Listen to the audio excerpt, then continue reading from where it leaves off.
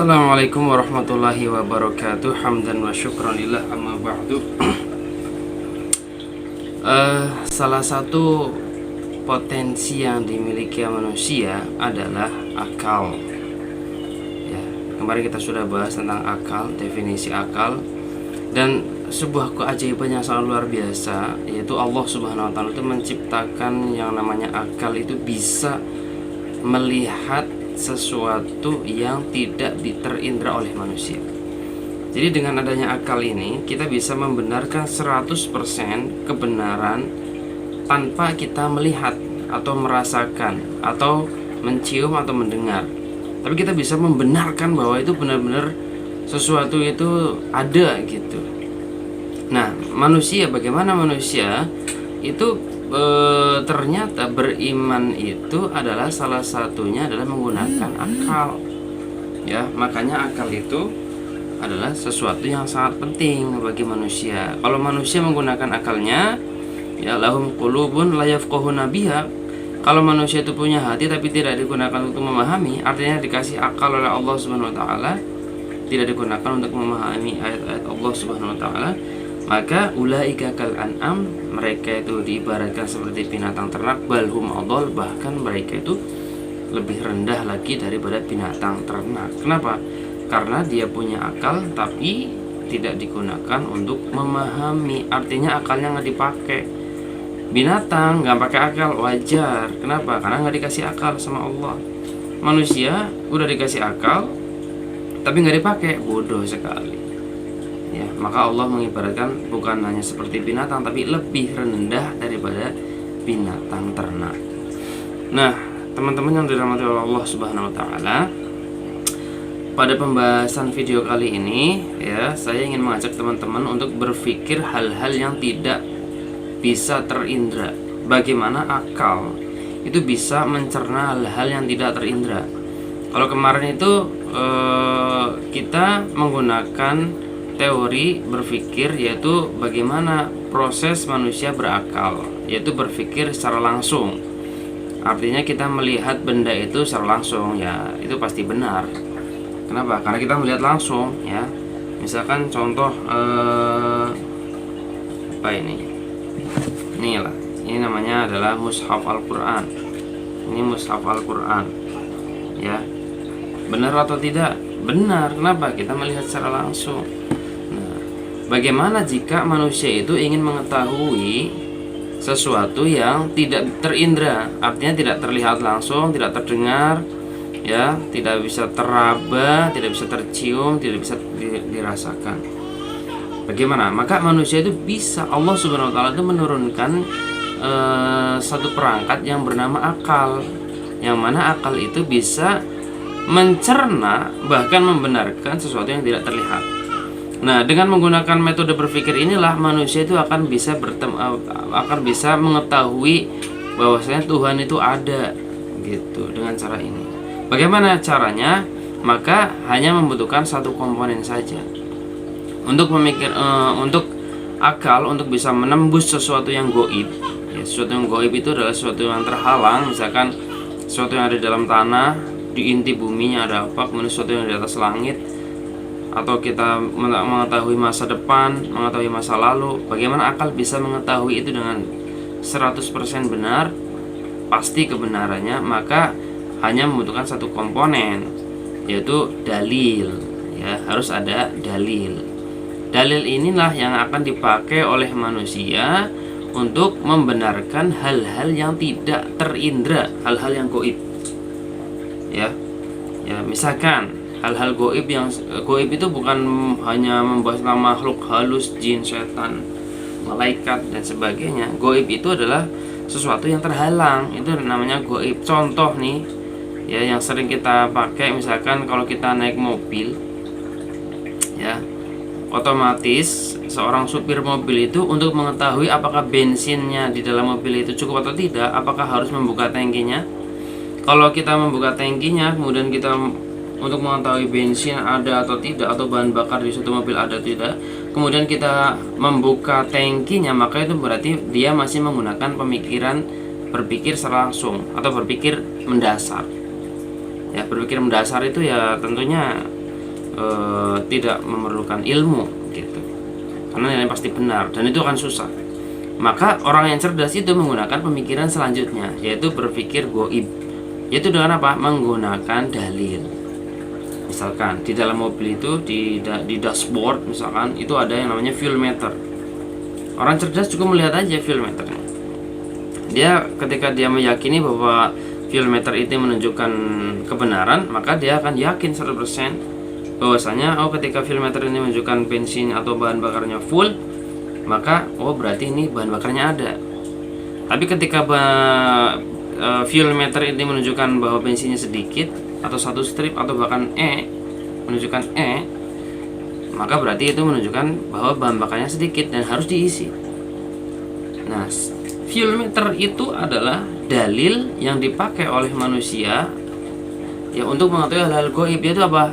Bahan bakar yang tersembunyi di bawah mobil gitu ya, di bawah kerangka mobil, hal gaib, tapi bisa mengetahui secara pasti dengan adanya dalil. Salah satu dalilnya adalah fuel meter gitu. Nah, dengan kerangka berpikir seperti ini ya, meskipun akal, meskipun panca indera itu tidak bisa melihat bensin secara langsung, tidak bisa melihat bensin, tidak bisa mendengar bahwa bensin itu ada atau tidak, maka dengan melihat saja fuel meternya, maka kita sudah yakin 100% bahwa bensin itu ada atau tidak. Gitu. Sangat mudah sekali. Dan ini akal. Ya. Contoh lain, misalkan ini mushaf Al-Qur'an. Ini adalah mushaf Al-Qur'an. Ya. Tanpa kita melihat, ya, tanpa manusia melihat adanya percetakan Al-Qur'an, adanya percetakan yang mencetak buku ini, maka 100% ya kita akan meyakini bahwasanya ya percetakan Al-Qur'an itu ada.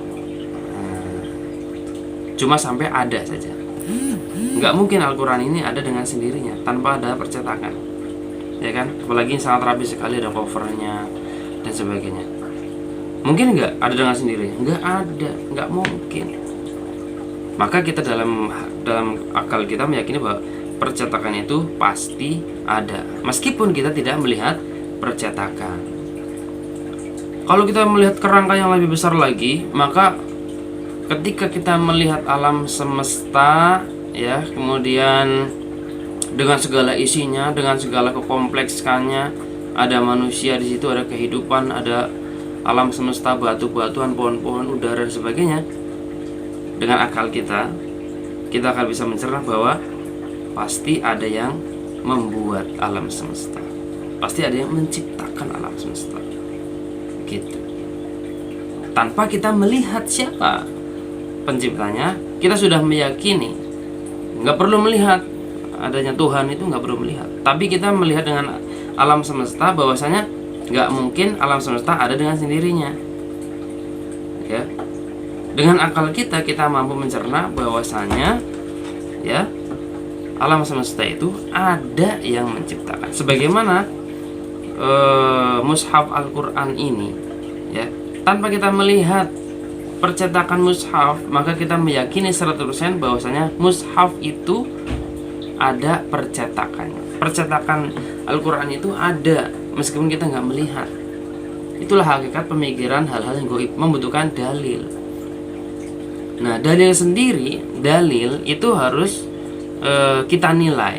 Nah, dalil itu juga harus sesuatu yang terindra secara langsung. Jadi yang namanya dalil itu adalah sesuatu yang terindra, harus. Kalau yang nggak terindra berarti gaib, nggak bisa kita berpikir gaib dengan hal yang gaib, ya.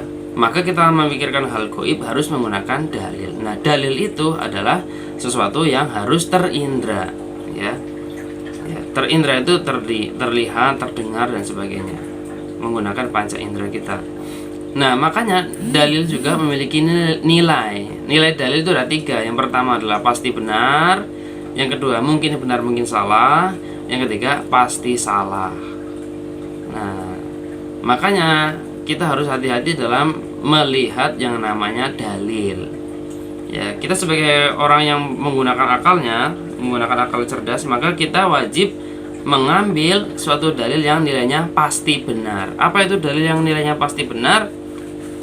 Yaitu ketika kita ngomong A, maka seluruh dunia akan bicara A. Itu namanya dalil yang pasti benar. Contoh kecilnya, misalkan kita mengatakan 1 tambah 1 sama dengan 2. Betul tidak? Betul. Seluruh dunia akan mengatakan betul, maka itu pasti benar. Yang kedua, mungkin benar, mungkin salah. Dalil itu bisa juga berarti 50-50, atau bahkan mungkin salah.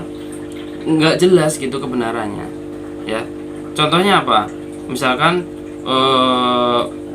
planet-planet itu memiliki satelitnya masing-masing gitu. Nanti ada yang nggak setuju. Oh, enggak, ada planet yang nggak ada satelitnya gitu. Atau hujan itu turun karena air sudah sangat banyak di awan gitu, ya, atau sebagainya. Ya, itu ketika ada seseorang yang tidak setuju dengan hal itu, maka berarti menunjukkan itu mungkin benar, mungkin salah teori itu. Nah, teori yang mungkin benar, mungkin salah itu kita tidak boleh dipakai dalam perkara-perkara akidah, keimanan, itu nggak boleh. Mungkin dalam perkara sains mungkin boleh gitu. Yang ketiga adalah dalil itu adalah pasti salah. Kalau pasti salah, tentu kita nggak boleh kita ambil. Contohnya apa? Ada orang mengatakan 1 tambah 1 sama dengan 5, nggak boleh. Itu pasti salah. Seluruh dunia akan mengatakan salah. Nah, penilaian dalil ini sangat penting. Yang pertama adalah pasti benar, yang kedua mungkin benar, mungkin salah, yang ketiga adalah pasti salah. Nah, kita sebagai manusia yang diberikan akal oleh manusia, oleh Allah Subhanahu wa taala, maka ya kita wajib mengambil yang namanya dalil itu harus yang pasti benar. Ya, 100% harus yang pasti benar. Bagaimana manusia akan bisa berjalan di muka bumi? Ya, kalau ternyata dia mengambil dalilnya yang kurang tepat gitu, yang mungkin benar, mungkin salah, maka endingnya itu nanti akan berbahaya ya. Nah, terkait dengan penilaian dalil, mungkin nanti akan ada video selanjutnya. Intinya kita manusia di bumi ini adalah tugas kita adalah pertama kali di bumi ini adalah mencari kebenaran. Ya, mencari kebenaran. Ya. Jangan sampai kita melakukan sesuatu kita tidak tahu hakikatnya itu benar atau salah, kemudian kita sudah lakukan, ya, maka itu nanti akan berbahaya di belakang. Benar, akan berbahaya sekali. Ya, maka kita harus mencari suatu dalil itu yang nilainya pasti benar. Inilah hakikat berpikir. Nah, sampai di sini dengan menggunakan metode berpikir seperti ini, semua manusia itu akan menemukan adanya Tuhan dengan melihat apa? Dalil. Dalilnya apa? Alam semesta. Alam semesta tidak mungkin terjadi dengan sendirinya. Ya, alam semesta itu pasti ada yang membuat, ada yang menciptakannya. Oh, sedangkan buku yang kayak gini saja, yang sederhana saja, kita meyakini bahwa pasti ada yang membuatnya. Apalagi alam semesta.